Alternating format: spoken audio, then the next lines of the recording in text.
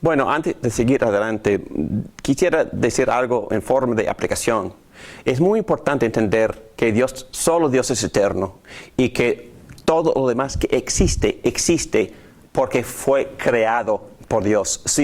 Si algo más existía o coexistía o existía antes de Dios, o que Dios no existe, todo esto, el concepto de la evolución o excepto de que lo material siempre ha existido, roba a Dios de todo, roba a Dios de su soberanía y de toda su autoridad. Más adelante vamos a meternos más en otras implicaciones, pero ahora vamos a considerar algunas implicaciones o cosas que son muy significativas que salen de esta doctrina de la creación, y estamos en página 105.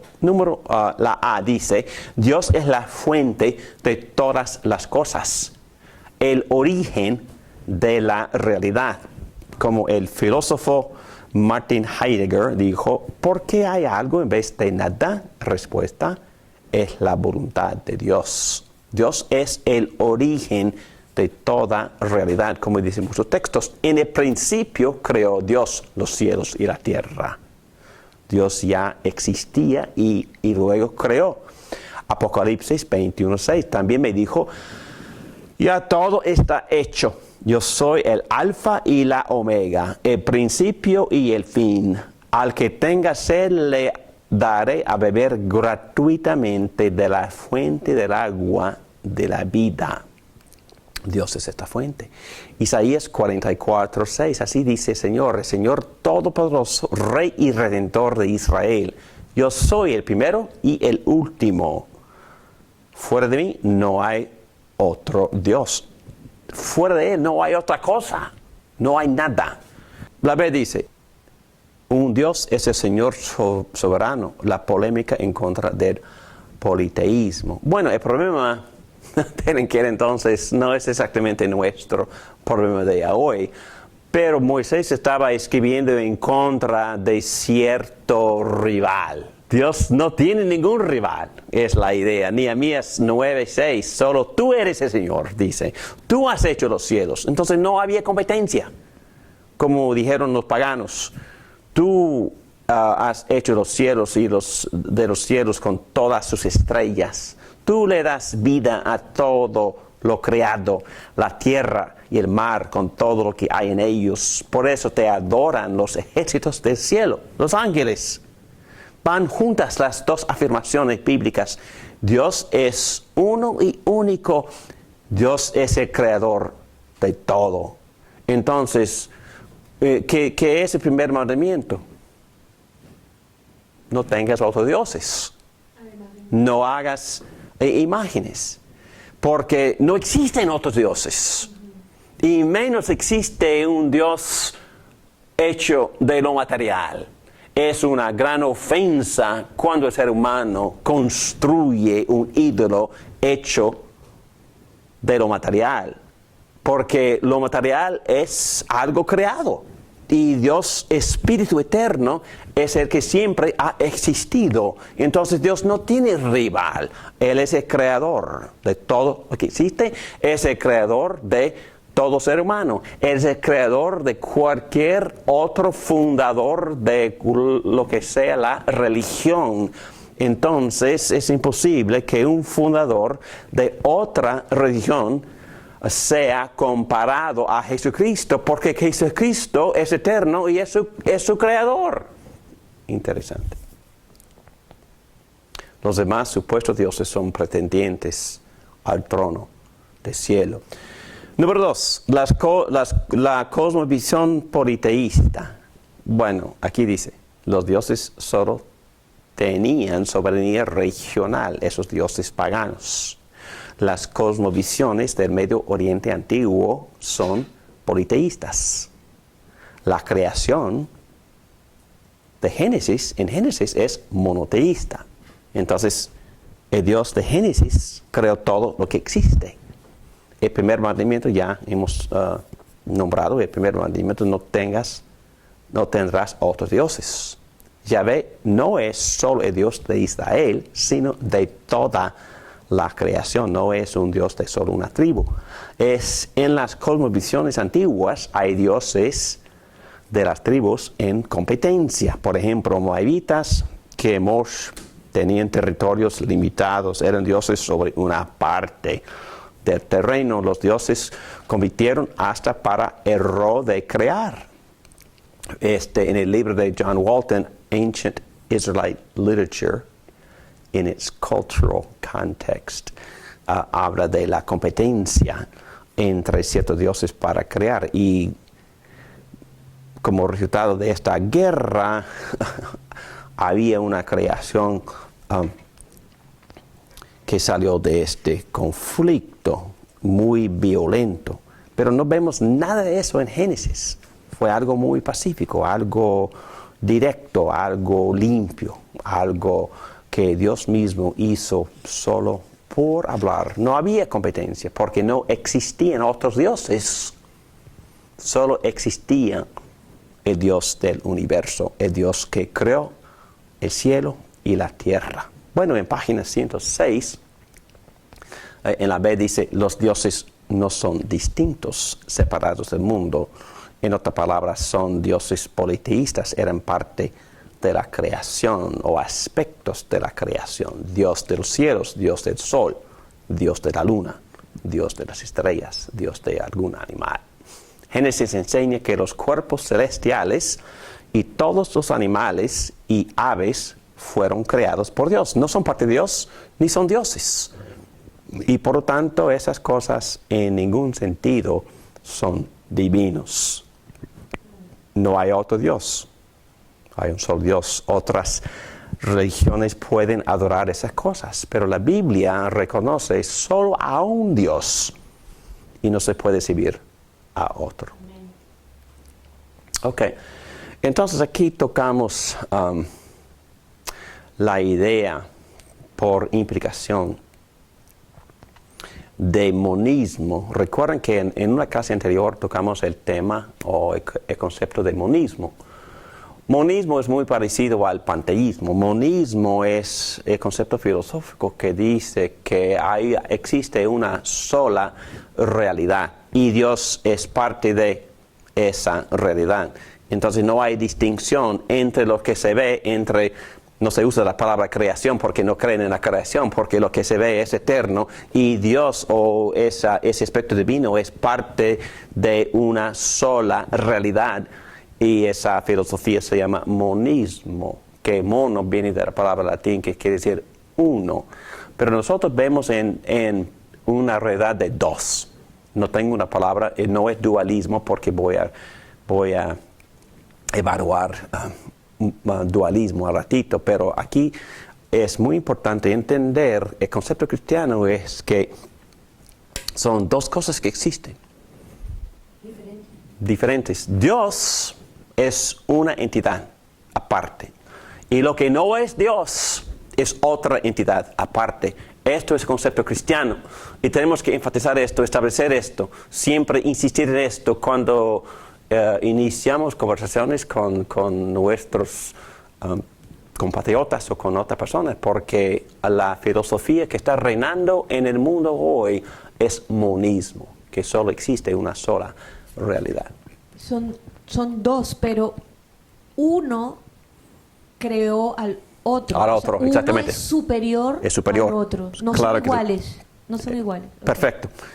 Muy bien, muy buena la clarificación. Muchas gracias. Simonismo dice que son dos entidades. Dios, que es eterno, que creó todo lo que más existe. Otra entidad, la creación y Dios. Lo que es Dios y lo que no es Dios. Pero Dios eterno, el Dios que existe, el Dios ha creado el cielo y la tierra y todo lo que existe. Entonces, es que volviendo a esta palabra que siempre hemos enfatizado, trascendencia. Es muy importante esta palabra. Porque hoy en día hay mucha confusión en el mundo que dicen que existe en una sola realidad y que Dios es parte de esa realidad. No es una persona, es una energía, es un principio, pero no es una persona, no es un espíritu, no es distinto, no es trascendente. El originador de todo es distinto a todo. Ese concepto es bíblico. Cuando Dios creó, no transfirió parte de sí mismo a la creación. Entonces no creemos en lo que se llama la emanación. Es que creemos en lo que se llama la creación. El universo no es una extensión de la naturaleza de Dios. En otras palabras, la esencia de Dios nunca se mezcla con lo creado. Y aún vamos a tocar ese tema en otro curso, cuando hablamos del concepto bíblico de vivir en Cristo. Pero aún el creyente viviendo en Cristo no experimenta lo que se llama una mezcla de naturalezas. Es una comunión, sí. Es una relación, sí. La vida de Cristo sí fluye, espiritualmente fluye a través de nosotros.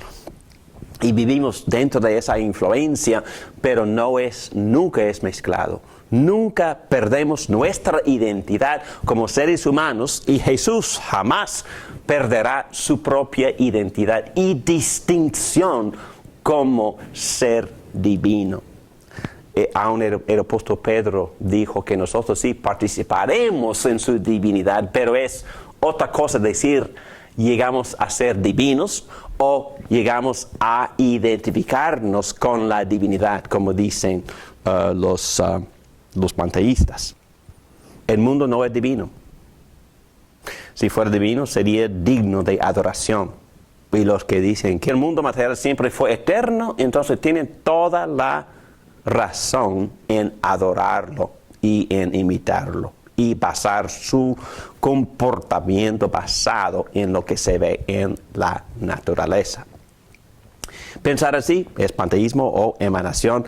Es pura idolatría. El apóstol Pablo nos advierte de esto cuando dice en Romanos 1:25, cambiaron la verdad de Dios por la mentira, adorando y sirviendo a los seres creados antes que al Creador, quien es bendito por siempre.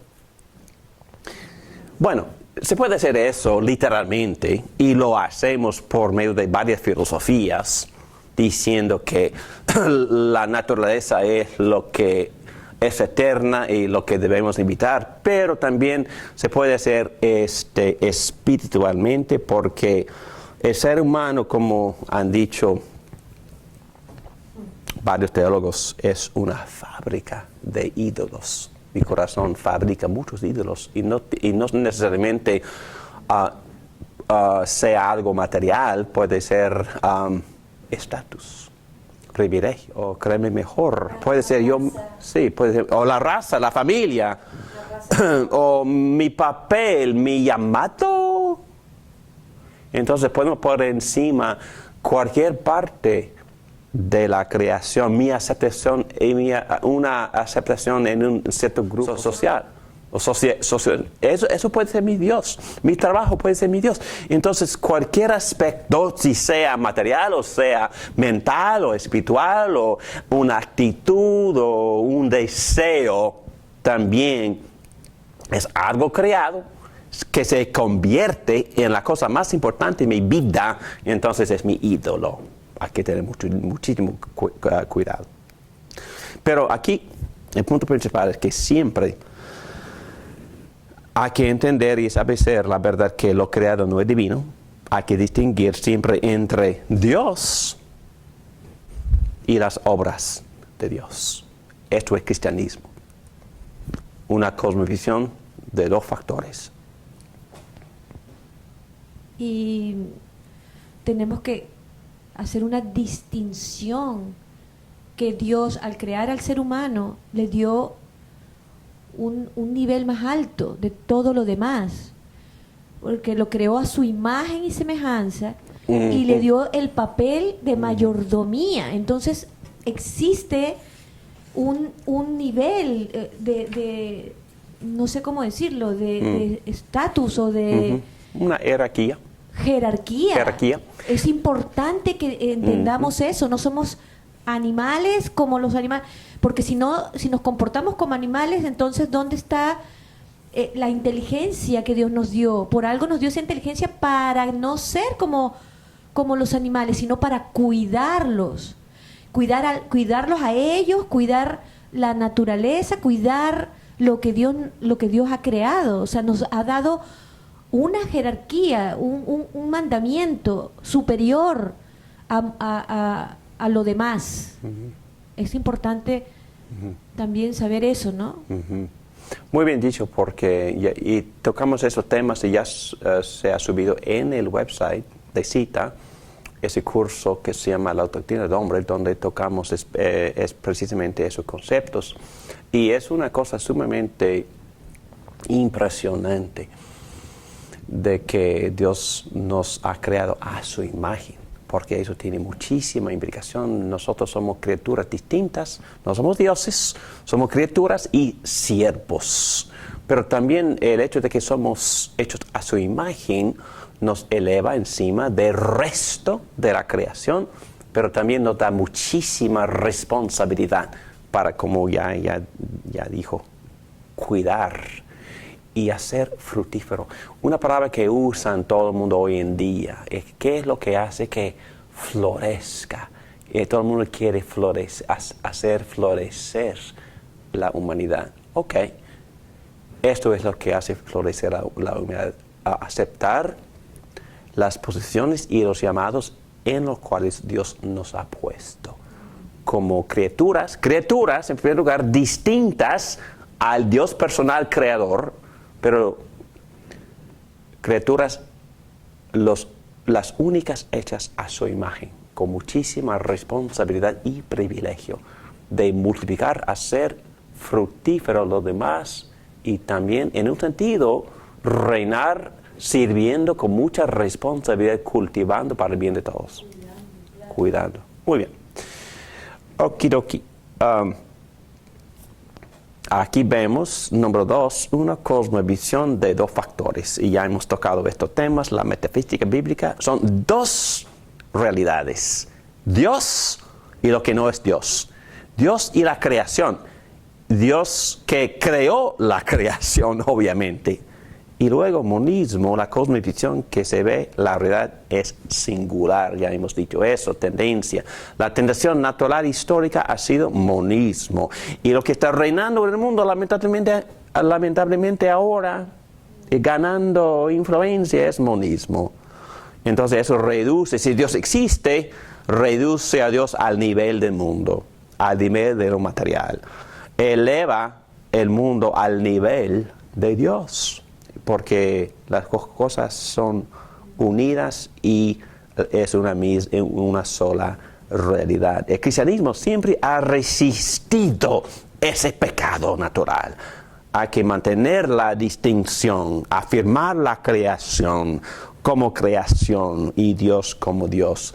Y por eso esas palabras las repito. La palabra trascendencia es importante. Dios siempre ha existido. Dios es santo, elevado, exaltado, distinto, separado. Él siempre ha existido como entidad. Y el resto, la creación, empezó a existir por la voz, por la autoridad y por el acto soberano de Dios eterno y creador. Muy bien, seguimos. Número D, la letra D, perdón, en página 107. Estamos hablando de las implicaciones, o estamos hablando de lo que se llaman el significado teológico de la doctrina de la creación. Y ahora tenemos que decir que el acto creativo de Dios es único, es particular. No hay otro acto así como este acto. Entonces nosotros sabemos, y yo también uso esta palabra, pero hay que entender el contexto. A veces hablamos de los seres humanos creando, pero en verdad los seres humanos no creamos. Un pintor está amarrado, es decir, depende de su brocha y pintura de sus cuadros, pero en verdad no cree nada porque usa cosas ya previamente existentes. La creatividad de Dios solo se ve limitada por su voluntad. Dios no necesita ningún material preexistente para poder crear. El alfarero necesita la arcilla. Dios crea la arcilla y la moldea tal como Él quiere, ex nihilo, de la nada. Él es el autor y el que determina todo. Su creación solo depende de su propósito creativo. La importancia para la doctrina de Dios. Dios nunca se frustra con sus obras. Bueno, en contraste, el existencialismo dice, la nada ha llegado a ser algo. El caos ha convertido en una realidad sustantiva. Pero Dios tuvo que hacer orden de principio, original, caótico. En Génesis, en verdad no vemos tal cosa. Vemos orden y tenemos algo preciso, algo bien planeado.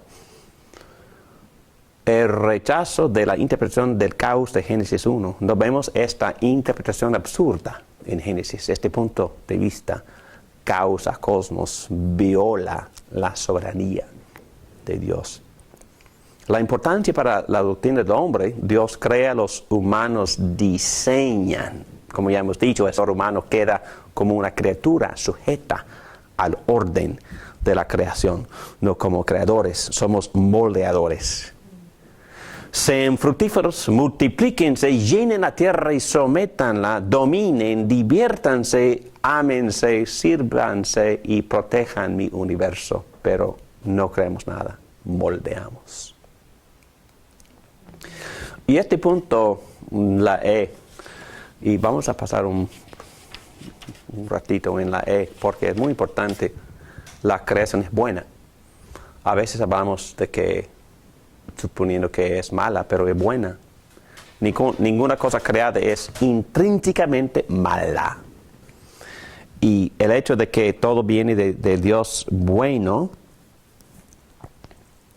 hace que todo lo creado sea bueno.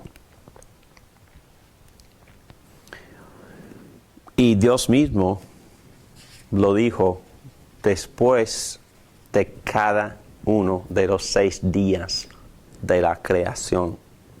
Dijo, lo que se ve es bueno.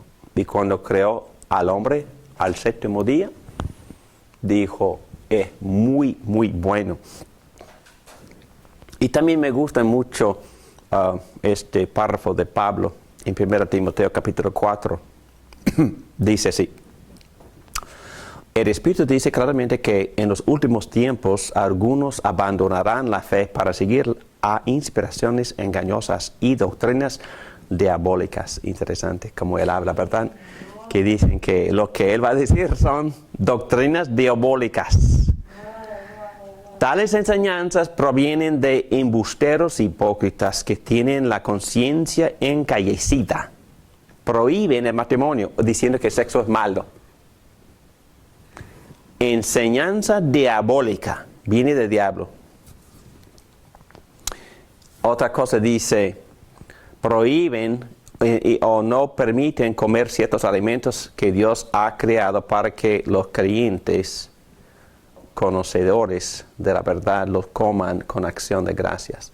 Bueno, es que hay que tener cuidado con las dietas de hoy y no imponer mi dieta a otras personas. Puede ser bien buenísima, pero a veces tenemos la tendencia de dañar la conciencia de otra persona por imponerle a cierta convicción de esta dieta es para todo el mundo y que si no obedecen mi dieta, malísimos son ustedes. Pero no, hay que respetar.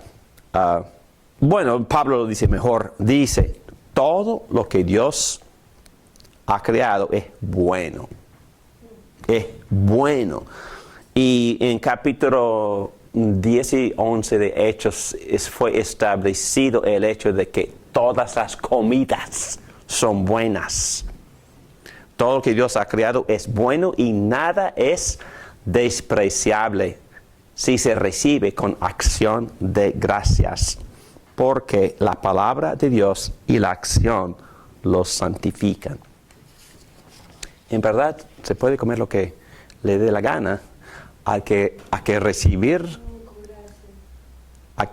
con gratitud y también santificándola con la palabra. Es bueno, y es muy interesante cómo hablan y escriben los apóstoles. Ellos asumen prácticamente que cada comida es la cena del Señor.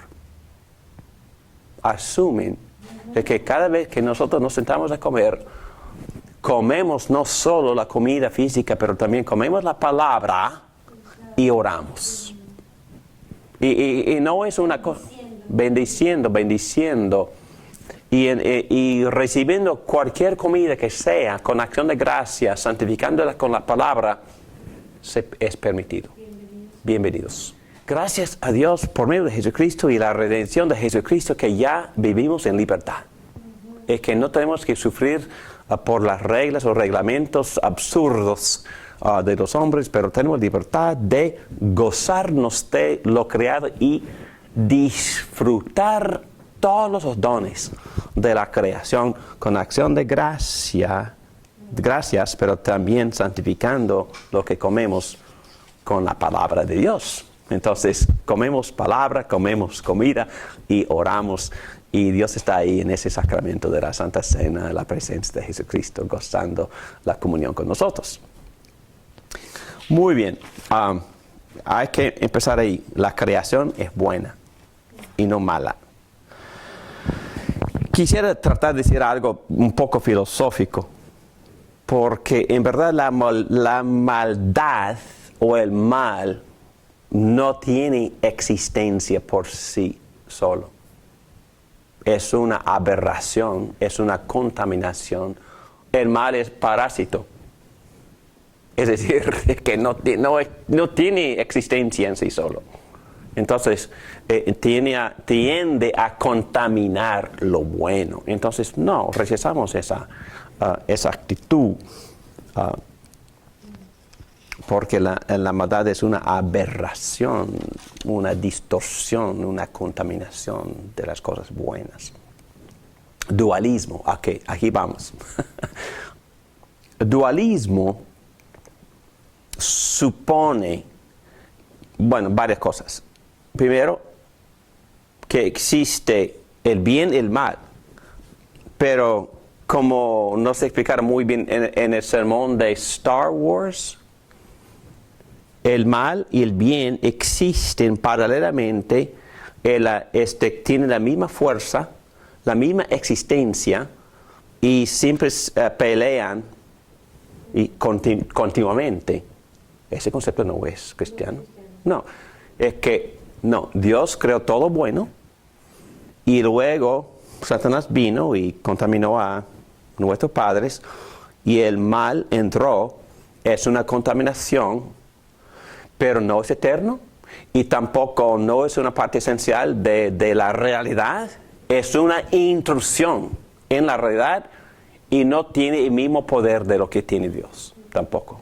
Dios tiene el poder, el último poder, y tiene soberanía sobre todas las cosas, inclusive tiene poder y autoridad soberano sobre Satanás, sobre el mal, sobre el pecado, sobre la muerte. Y ya lo probó por enviar a Cristo, para quien resistió la tentación de Satanás y quien también sobrevivió el último enemigo, que es la muerte. Solo la lógica dice que si Satanás es una creación, fue creado por Dios. Uh-huh. Está a la orden de Dios, uh-huh, y depende de Dios para, uh-huh, subsistir, pero no tiene el poder de Dios, ni es como Dios, no, ni nada por el estilo, porque uh-huh, fue creado por Dios como, uh-huh, un ser de luz que se contaminó, uh-huh, y tiene límites. 2 veces en la Biblia donde Satanás pidió permiso para hacer cosas. Pidió permiso para tentar a Pedro y también a Job. No es igual a Dios. No es igual, no, es sujeto, es criatura. Y en algunos textos hasta se llama hijo de Dios, porque es descendiente en el sentido de que es una criatura. Pero otro aspecto del dualismo muy importante es que hay distinción entre lo espiritual y lo material. Y me refiero a la doctrina de Platón, que dice que hay jerarquía y lo espiritual es superior y lo material es inferior, contaminado. Y entonces escribió sobre lo alto y lo bajo, y lo alto es más divino, por lo tanto más auténtico, lo bajo menos auténtico y malo. Entonces hay que ponerse en contacto con lo más alto y también mantener control sobre lo bajo, es decir, sobre tu propio cuerpo, y de ahí sale muchísima confusión y perversión. Pero en verdad estos conceptos no son bíblicos tampoco. Es que ¿cuál es superior o cuál tiene más dignidad o valor? ¿El cielo o la tierra?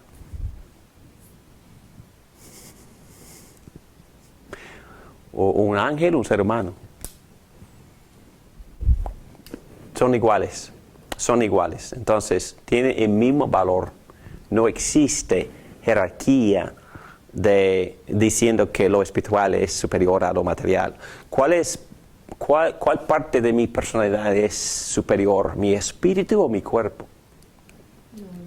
Todo es un compendio, Exacto. Unidad. Entonces Platón estaba totalmente equivocado. Pero también nos ha influido mucho Platón. En el mundo evangélico, bueno, yo fui influido muchísimo porque yo digo reverentemente a los que me discipularon, pero siempre me dieron libros de salvar el alma. Salvar el alma. La Biblia no habla de salvar almas. La Biblia habla de redimir la creación, de redimir al ser humano, de redimir todas las naciones del mundo, pero no habla de solo redimir el alma, como si fuera algo superior a lo material. No. La salvación es completa, es íntegra.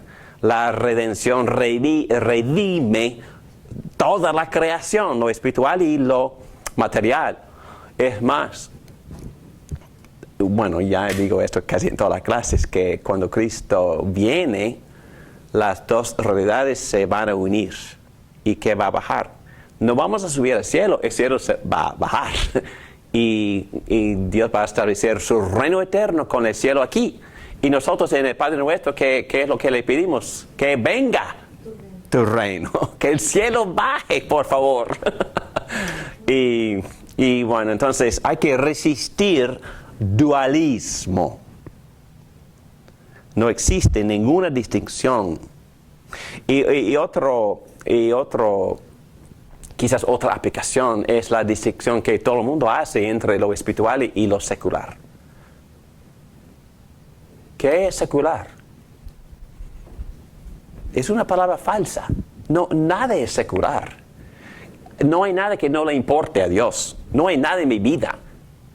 Lo que yo hago lunes, martes, miércoles no es menos espiritual de lo que hago el domingo en la mañana en la iglesia. Es de igual. El apóstol Pablo aún tiene su propia palabra, latrea o latreía. Es la adoración de toda mi vida. De toda mi vida, en Filipenses capítulo 3, y usa la palabra la traía, refiriéndose a mi respuesta en toda mi totalidad a Dios por la guía del Espíritu Santo. Entonces no hay nada secular. Lo que lavar platos es espiritual, construir casas es espiritual. Entonces todo tiene que ver con la soberanía de Dios y mi administración o mayordomía bajo la soberanía de mi rey. Ok, número 3. La cosmovisión bíblica, distinción entre el creador y la creación, en contraste con la griega, distinción entre mente y materia dualismo. Entonces ya tocamos eso. La Biblia rechaza el concepto platónico. El mundo consiste de sustancias materiales y sustancias mentales. Las sustancias mentales se llaman ideas o formas y son el mundo verdadero según Platón, auténtico, la realidad última. Por otro lado, este mundo es simplemente el mundo de sombras, el mundo de perspectiva. Además, el neoplatonismo dice no solo que el universo físico es menos auténtico, verdadero, sino que es menos bueno o aún malo. Este dualismo que enseña que lo espiritual es auténtico y lo material es malo ha tenido mucha influencia en la historia de la iglesia. Todavía sigue esta influencia, como separamos lo secular con lo más santificado o lo más espiritual. Pero mientras que la Biblia toma muy en serio el pecado, nunca sugiere que el mal es un producto de la creatividad de Dios. Dios hizo el universo material y no existe ninguna pista que señale que la creación sea inherentemente mala ni pecaminosa. No, es buena. La creación es buena. Obviamente ha sido afectado por la maldad como aberración, pero vamos a ver otros comentarios. Implicaciones de carácter bueno de la creación. El carácter bueno de la creación le impone responsabilidad moral al hombre. 7 veces Dios dijo bueno después de crear. ¡Wow! Espectacular. ¡Qué buen trabajo! La creación comparte el carácter moral de Dios. El mundo no es ni malo ni neutral. Las normas morales vienen desde dentro de y por medio de la estructura de la creación. El orden toma su carácter del carácter de Dios. Estas normas son obligatorias. El hombre no puede justificar el comportamiento inmoral por culpar a una creación mala. La creación no es el problema, nosotros somos el problema. Bueno, un comentario aquí es que quizás una persona podría estar preguntando, entonces, ¿qué significa todo esto?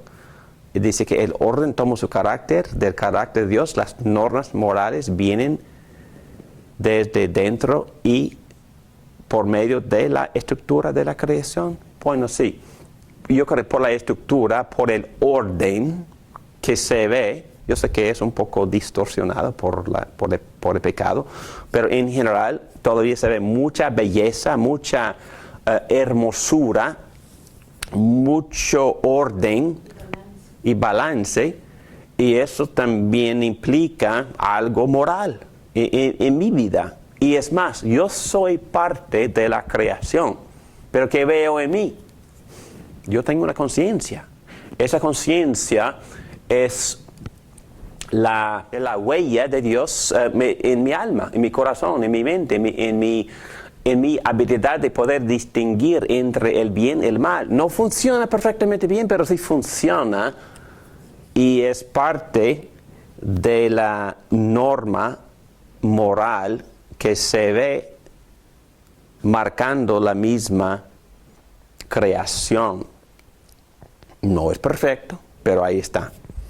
Entonces, el apóstol Pablo también se refiere a la naturaleza, no como la última voz, pero él defiende ciertas costumbres porque son naturales. Él, bueno, tocando solo un punto, él habla del deseo sexual para el sexo opuesto como algo natural. Y él habla del deseo sexual para una persona del mismo sexo como algo anormal. Entonces eso es la norma moral que es parte de lo creado. Entonces digo otra vez que la creación es buena, no es problema de Dios que hay corrupción y no es problema de Dios o no es problema causado por Dios que haya corrupción en mí. Y vamos a ver eso en la clase sobre la doctrina del hombre. como el hombre responsable por la maldad que existe. La creación debe ser una parte de y no eclipsada por la piedad cristiana. En otras palabras, vamos a tocar algunos errores históricos de la iglesia que todavía en algunos círculos se practican. Desgracia para el mundo, Tomás A. Kempis, él tenía en mente que el mundo tenía carácter malo, y para poder estar en comunión con Dios hay que negar el mundo. Y abajo vemos asceticismo, que vamos a tocar a ratito. Pero Calvino correctamente distingue entre el mundo corrompido y el mundo creado. Por el hecho de que es creado por Dios, el mundo debe ser honrado, respetado, afirmado y amado. Y eso es por naturaleza. Hay que respetar la naturaleza, hay que respetar la creación, hay que proteger la creación y no abusarla por sacar y malgastar todos los recursos sin reemplazarlos. Entonces tenemos muchísima responsabilidad por orden de Dios desde el principio, desde el primer día de creación. Esta es nuestra responsabilidad dada por Dios, pero también por instinto debemos de respetar la belleza de lo que Dios ha creado. Entonces, Calvino dijo, por el hecho de que es creado por Dios, el mundo debe ser honrado, respetado, afirmado y amado, apreciado. Y, por ejemplo, es correcto decir que nacimos en pecado y que nosotros creemos en nuestros círculos bíblicamente lo que se llama la depravación del hombre. Pero cuando un nuevo infante nace, ¿qué decimos? ¡Qué miserable pecador! ¡Oh, qué hermoso y precioso es esa nueva criatura! Entonces, ¿qué decimos? No, es que es una parte bella de la creación. El mundo caído, bueno, dicen ellos, hay que criticarlo e huir de él. El mundo creado, bíblicamente, hay que afirmarlo, agradecerlo, porque Cristo mismo en este momento lo está redimiendo la creación y nosotros también debemos estar participando en la redención de la creación mismo. Muy bien, otro problema que sale de este pensar es asceticismo. Asceticismo no es un legítimo método bíblico de espiritualidad. Es decir, privarse de comida, sueño, sexo, comodidades. Como históricamente algunos salieron por completo para vivir en monasterios o en conventos. Y no estoy criticando la necesidad de apartarse para devocionar, para hacer devociones o consagrarse. No estoy criticando eso, pero estoy criticando la idea implícita en este movimiento que se llama asceticismo, que privarme de estas cosas dadas por Dios de la creación son inherentemente malas, y para poder consagrarme a Dios y vivir en nivel espiritual más alto o más santo, me aparto de la creación o de la comida, sueño, sexo y ciertas comodidades. Eso no me hace más espiritual. ¿Por qué no? ¿Qué llevo conmigo al aislamiento? Al pecador mismo. Yo llevo mi propio corazón, que es suficiente para tentarme y hacerme pecar. Y, bueno, es que se puede hablar de ese tema todo el día, pero yo creo que por un rato separarme para consagrarme, pasar tiempo en oración, en la palabra, para orientarme, es buenísimo. Pero yo veo, y no es lo que yo veo, pero eso ha sido documentado, una persona que se aísla llega a ser muy patológica, muy problemática. Las personas que se aíslan son los que, hacen matanzas. Es los que se separan y la patología crece y a veces salen haciendo barbaridades. Muy bien. Cuando amamos a una persona, amamos las cosas que ella ama. Bueno, Dios ama su creación, lo digo varias veces. Dios ama su creación y no la abandona porque creemos lo que se llama la inmanencia y la providencia. Dios está haciendo que el universo sea coherente, que permanezca, se mantenga, porque la ama. Y siempre, Dios no es una persona ciega, Él ve los problemas en su creación y Él está obrando ahora mismo para remediar esos problemas, y esa remediación se llama la redención de Jesucristo, que tendrá éxito. Decir sí a Jesús no quiere decir que digamos no a todo lo demás, sino que consideramos todo de manera relativa bajo el señorío de Jesucristo. Por supuesto, uno puede usar la creación para pecar, obviamente. Uno puede consumir demasiado de la creación, comida, sexo, entretenimiento, deporte, trabajo, lo que sea, y eso es pecado, pero hay que recibir los dones de la creación con acción de gracias, santificando todo con la palabra y sujetando todo bajo el señorío de Jesucristo. Y obedeciéndolo en la manera en que usamos y disfrutamos la creación.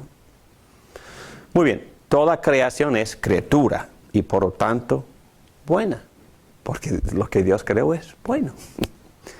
Y Mateo dice esto, hemos leído este texto en varias clases, pero habla de que Dios está obrando a través de la belleza y lo productivo de su creación para el beneficio de todo el mundo. Dios ama todas las partes de su creación. Tengamos cuidado con jerarquías y distinciones que ponen más valor en una parte que en otra. Y ya hemos dado estos ejemplos. Muchachos y muchachas. Bueno, Romanos 12. Por lo tanto, hermanos, tomando en cuenta la misericordia de Dios, y esa palabra da resumen a los primeros 11 capítulos de Romanos: justificación, adopción, santificación, presencia, obra del Espíritu Santo en nuestras vidas, acceso con Dios, justificación, todos estos beneficios de la gran redención de Jesucristo, tomando en cuenta la magnitud de las misericordias de Dios, le ruego como respuesta que cada uno de ustedes en adoración espiritual ofrezca su cuerpo. Su cuerpo.